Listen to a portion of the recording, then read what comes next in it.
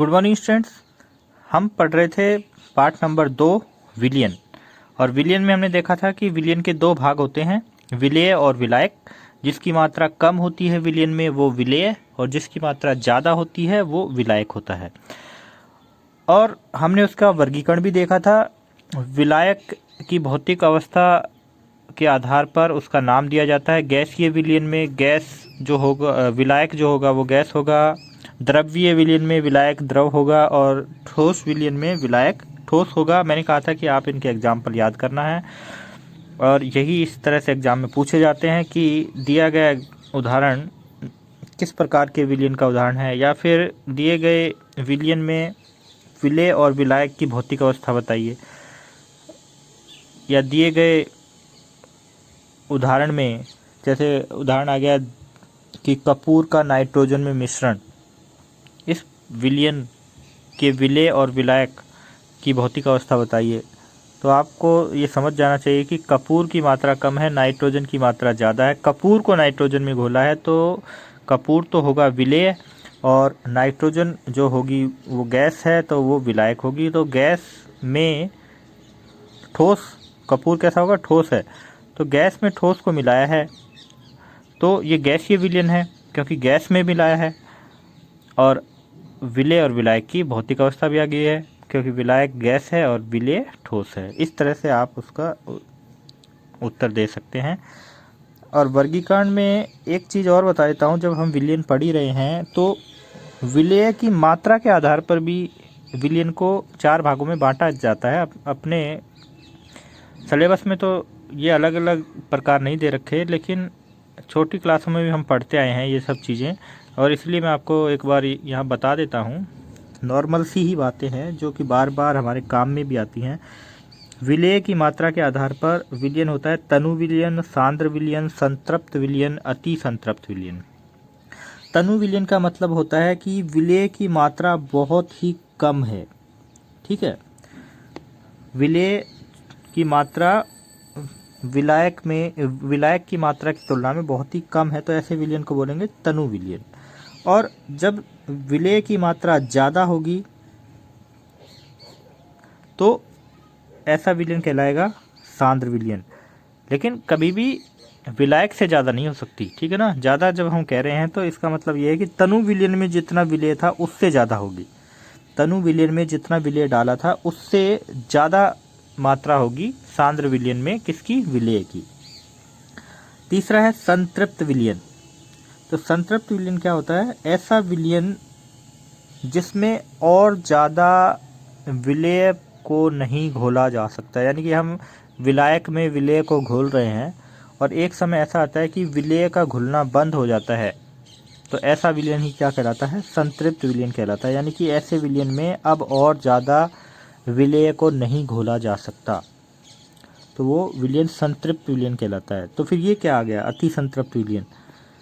देखिए, जो संतृप्त विलयन है ये एक निश्चित ताप पर ही हम बनाते हैं, लेकिन जैसे ही ताप को बढ़ाया जाता है तो संतृप्त विलयन में फिर से विलेय घुलना शुरू हो जाता है। ताप बढ़ाने पर संतृप्त विलयन में विलेय की कुछ मात्रा और घुल जाती है, तो ऐसा विलयन अति संतृप्त विलयन कहलाता है। क्योंकि जैसे ही इस विलयन को ठंडा करेंगे तो जो विलेय है ये जमना शुरू हो जाएगा, ठीक है ना। तो ताप जब तक ज़्यादा था तब तक तो वो विलेय उसमें घुला हुआ था, लेकिन जैसे ही ताप कम किया वो अतिरिक्त जो विलेय उसमें घुल गया था वो जमना शुरू हो जाए। जैसे कि चीनी की चाशनी बनाते हैं, आपको पता होगा, जैसे चाशनी ठंडी होती है तो अतिरिक्त जो चीनी है वो जमना शुरू हो जाती है, वो अति संतृप्त विलयन कहलाता है। तो ये विलेय की मात्रा के आधार पर वर्गीकरण था, ये नाम जानने जरूरी थे, बार बार आएंगे। तनु विलयन, सांद्र विलयन, ये छोटी क्लासों में भी आप पढ़ चुके हो। संतृप्त विलयन जो पूरी तरह से तृप्त हो चुका है, अब उसमें और विलेय नहीं घोला जा सकता, और ये हमने जानबूझ के ताप बढ़ाकर और घोल दिया है, इसलिए अति संतृप्त हो गया है। अब बात करते हैं सांद्रता की इकाइयाँ। सांद्रता क्या होती है, बार बार नाम सुना होगा आपने। विलायक की किसी निश्चित मात्रा में उपस्थित विलेय की मात्रा सांद्रता कहलाती है। विलायक की निश्चित मात्रा में उपस्थित विलेय की मात्रा सांद्रता कहलाती है। अब सांद्रता का मतलब ही यही है कि कितना विलेय उसमें घुला हुआ है वही उसकी सांद्रता है, ठीक है ना। लेकिन ये भौतिक अवस्थाओं के आधार पर भी अलग अलग प्रकार से हम इनको परिभाषित करते हैं। तो सबसे पहली है सांद्रता की इकाई द्रव्यमान प्रतिशत, W/W। ये जो छोटा W है ये तो है विलेय के लिए, और ये बड़ा W है ये विलयन के लिए हम ले रहे हैं। यानी कि इसमें जो विलयन है वो भी ठोस अवस्था में है और विलेय है वो भी ठोस अवस्था में है। तो परिभाषा क्या होगी, 100 ग्राम विलयन में घुले हुए विलेय की ग्रामों में मात्रा द्रव्यमान प्रतिशत कहलाती है। ठोस ना भी हो तो भी हम ये कहेंगे कि जो विलयन है उसका द्रव्यमान लिया गया है और जो विलेय है उसकी भी मात्रा द्रव्यमान में ही ज्ञात कर रहे हैं।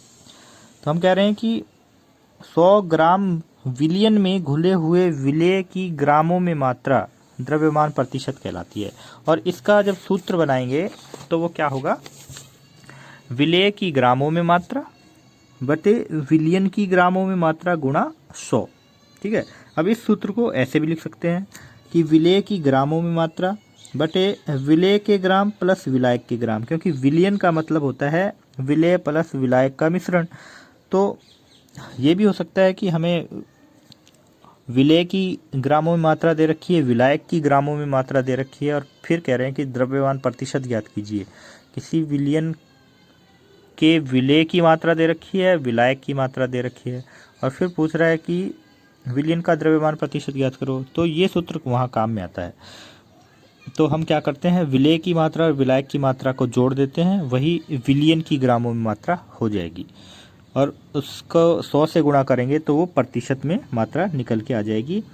और यहाँ देखिए, यहाँ चिन्ह से प्रदर्शित कर रहे हैं विलेय की ग्रामों में मात्रा को हम W वेट, द्रव्यमान को वेट भी बोलते हैं, तो W वहाँ से लिया गया है, और B हम विलेय के लिए दे रहे हैं। इस पूरे पाठ में जो B जो चिन्ह है इसको विलेय के लिए हम काम में लेंगे, और A को लेंगे विलायक के लिए, ठीक है ना। तो यहाँ देखिए, ये है WB का मतलब है विलेय की ग्राम में मात्रा, और WA का मतलब है विलायक की ग्रामों में मात्रा। तो ये उसका सूत्र हो जाएगा द्रव्यमान प्रतिशत का। तो देखिए, द्रव्यमान प्रतिशत के लिए निकालने के लिए क्या ज़्यादा ज़रूरी है, विलयन का द्रव्यमान चाहिए और विलेय का द्रव्यमान चाहिए। इस तरह का ये क्वेश्चन आया हुआ है। देखिए, क्वेश्चन आया है कि 11 ग्राम ऑक्जेलिक अम्ल को 500 ml 11 ग्राम ऑक्जेलिक अम्ल से 500 ml विलयन बनाया गया है। तो देखिए, ऑक्जेलिक अम्ल क्या हो गया, यहाँ पे विलेय हो गया, ठीक है। इस विलयन का घनत्व दे रखा है 1.1 ग्राम प्रति ml। ऑक्जेलिक अम्ल की विलयन में द्रव्यमान प्रतिशतता ज्ञात कीजिए। देखिए, केमिस्ट्री के जो न्यूमेरिकल्स हैं वो सॉल्व करना बहुत ही आसान होता है, सीधे सीधे आते हैं। देखिए, पूछा क्या गया है, पूछा है द्रव्यमान प्रतिशतता। तो अगर आपको द्रव्यमान प्रतिशतता ज्ञात करने का सूत्र पता है तो फिर आसानी से आप उसमें उस सूत्र में वैल्यूज रखकर मान निकाल सकते हैं। तो देखिए, द्रव्यमान प्रतिशतता का सूत्र है ये, मुख्य सूत्र है ये, विलेय की ग्राम में मात्रा वो दे रखी है, विलेय की ग्राम में मात्रा दे रखी है 11 ग्राम। ऑक्जेलिक अम्ल, हम विलेय पता चल गया कि ऑक्जेलिक अम्ल को घोला है, किसमें, किसी भी विलयन में घोला है, विलयन का नाम नहीं दे रखा। किसी भी विलायक में घोला है, विलायक का नाम नहीं दे रखा। लेकिन हमें क्या क्या चाहिए, हमें तो विलयन का नाम नहीं चाहिए, हमें चाहिए विलयन की ग्राम में मात्रा। और यहाँ विलयन की ग्राम में मात्रा नहीं दे रखी, यहाँ तो विलयन का आयतन दे रखा है, यहाँ तो विलयन का आयतन दे रखा है, और वो कितना है 500 ml। और क्या दे रखा है, विलयन का घनत्व दे रखा है, घनत्व कितना है 1.1 ग्राम पर ml। और हमें क्या चाहिए था, हमें चाहिए था विलयन का द्रव्यमान। क्यों चाहिए विलयन का द्रव्यमान, क्योंकि हमसे क्या पूछ रहा है, हमसे पूछ रहा है द्रव्यमान प्रतिशत। और द्रव्यमान प्रतिशत क्या होता है, विलेय का ग्रामों में भार बटे विलयन का ग्रामों में भार। विलयन क्या है, WB प्लस WA गुणा 100। तो ये मान तो आ गया हमारे पास, कितना है 11 है, लेकिन ये मान नहीं आया द्रव्यमान। विलयन का द्रव्यमान कैसे ज्ञात करेंगे? तो इन दोनों ही मानों से हम द्रव्यमान का मान ज्ञात कर सकते हैं, क्योंकि हमें पता है कि द्रव्यमान बराबर क्या होता है, आयतन गुणा घनत्व। तो 500 गुणा 1.1, 500 को 1.1 से गुणा कर देंगे, वही क्या आ जाएगा, विलियन का द्रव्यमान आ जाएगा। इस मान को हम यहाँ रख देंगे और 100 से गुणा कर देंगे तो द्रव्यमान प्रतिशत आ जाएगा। तो अगर मान सीधा नहीं दे रखा है तो उस मान को प्राप्त करने के लिए पर्याप्त जो वैल्यूज हैं वो क्वेश्चन में हमें मिल जाती हैं। ठीक है, तो घनत्व बराबर द्रव्यमान बटे आयतन, यानी कि द्रव्यमान बराबर होता है आयतन गुणा घनत्व। आयतन और घनत्व को गुणा किया तो द्रव्यमान आ गया।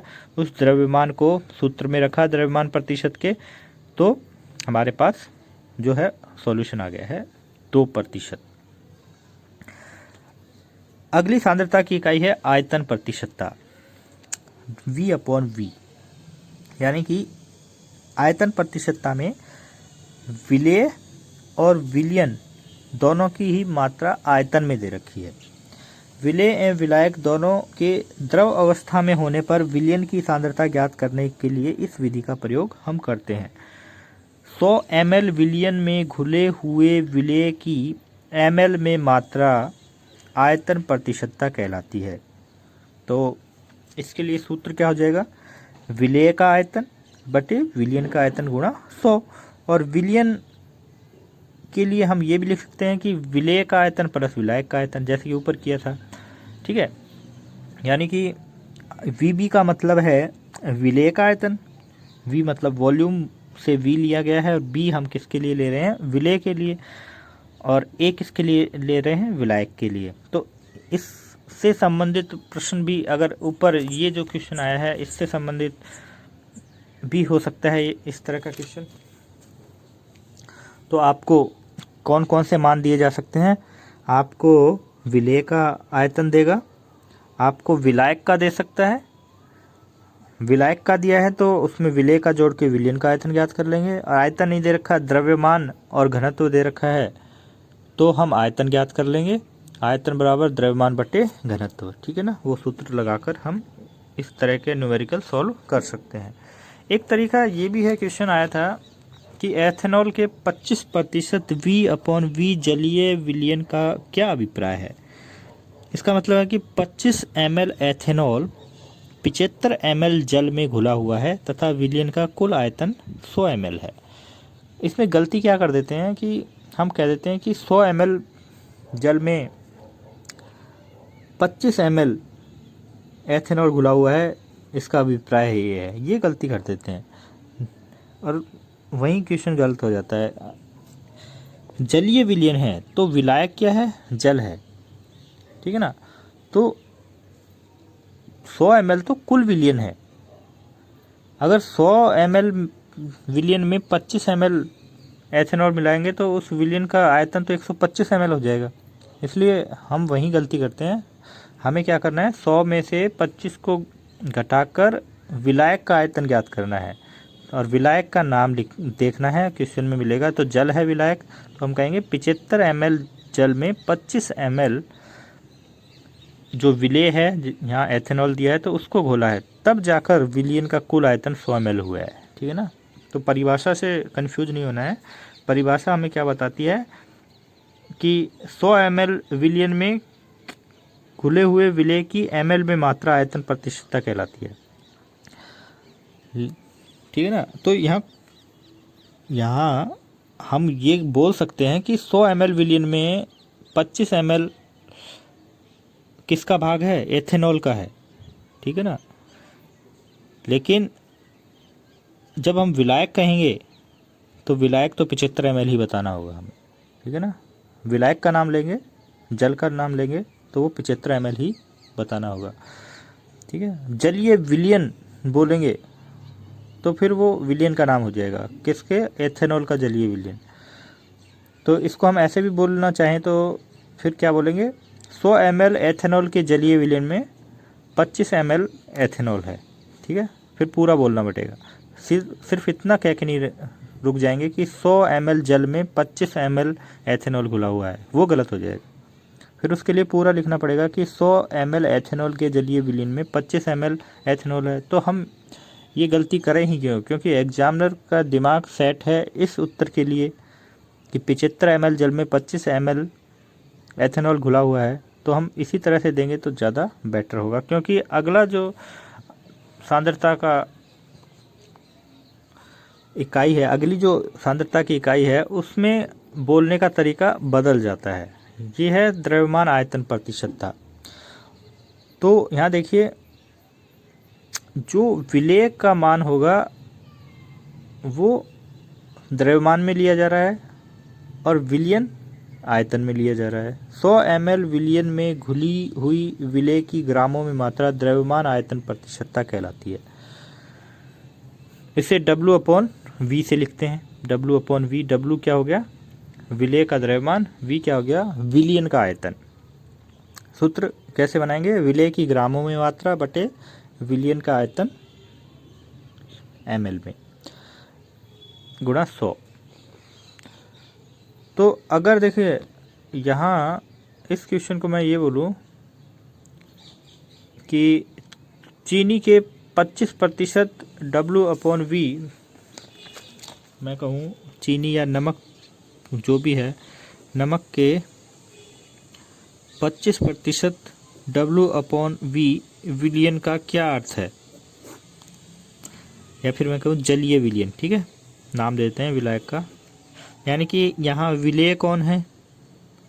नमक है। और विलायक कौन है? यहाँ विलायक जल है। तो इसका क्या अभिप्राय है? एक बात तो हम ऐसे बोल सकते हैं कि 100 ml नमक के जलीय विलयन में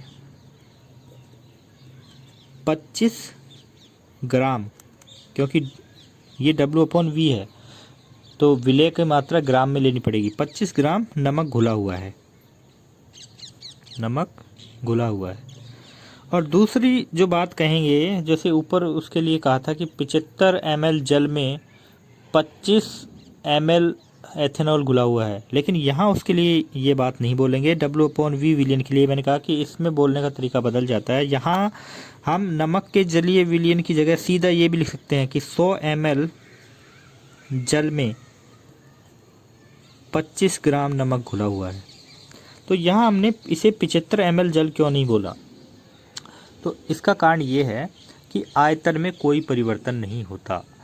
अगर हम 75 ml जल में 25 ml एथेनॉल मिलाएंगे तो विलयन का आयतन बढ़ता है, 100 ml हो जाएगा।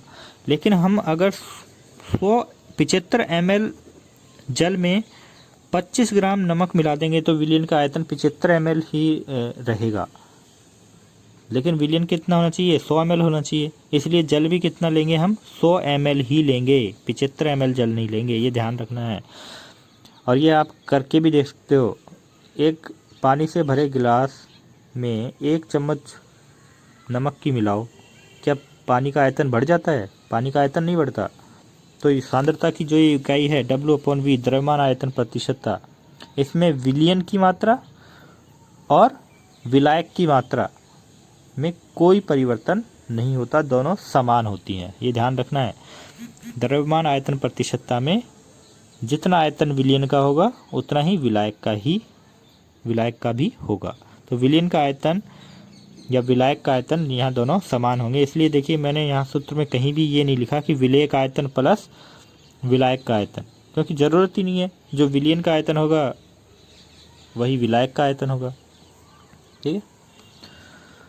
कुछ क्वेश्चन इस तरह से आ सकते हैं। तो यहाँ पर आपको प्रतिशतता दे दी, द्रव्यमान आयतन प्रतिशतता दे रखी है, लेकिन आपसे पूछ रहा है विलेय की ग्राम में मात्रा। तो सूत्र यही है। देखिए आपसे पूछ क्या रहा है, NaCl की कितने NaCl की आवश्यकता होगी?